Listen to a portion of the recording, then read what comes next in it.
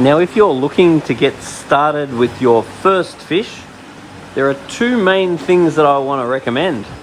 One is that before you purchase your fish, make sure that you bring a sample of your aquarium water down to Majestic Aquariums.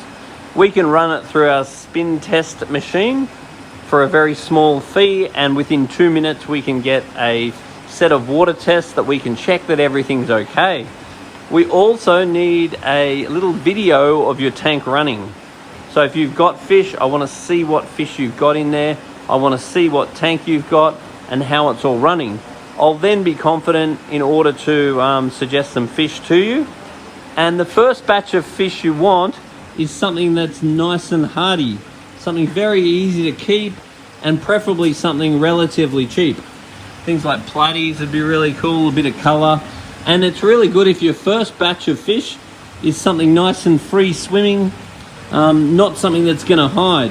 Because it can be quite frustrating when you go and fork out for a new aquarium, you get it all set up, and then you go and buy some fish, like maybe a rainbow shark, maybe a loach, maybe some catfish, and suddenly there's no fish in your tank because they're all going to hide. The other thing about the shy fish, things like your loaches and so forth, coolie loach, is that when there's not many fish in the tank, these fish are going to assume there's danger. Now, when there's more fish in the tank and the fish are all swimming around and everybody's happy and everybody's relaxed, you'll find that the fish get along a lot better, they'll stress a lot less, and they'll come out a lot more. Because if there's not many fish in the environment, then they're going to assume that there's danger present.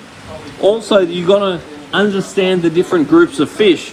Like, for example, if you have any sharks, like an albino shark, a red-tailed shark, or a rainbow shark, they tend to fight each other. So you're much better off getting one shark. And then other groups of fish, such as tetras, they're much better in a group. So structuring what fish you get and when you get them is really important, and making sure you bring a sample of water and a video of the tank running before purchasing any new fish, and then you're bound to have a lovely experience. Also, whenever you put new fish in, you need to acclimatize the fish, and it's good to not feed your fish for the first couple of days. That just allows the bacteria to establish. It also doesn't hurt arranging yourself some cured filter material to bring some good bacteria, and even consider some of the commercially available bacteria supplements to help reduce your chance of ammonia and nitrite. I would also recommend weekly tests after you introduce your first lot of fish to see if you have ammonia or nitrite, because if you do, you can easily detoxify them using various water ages and so forth. So we can guide you through it if you regularly bring us a sample of water and a video of your tank.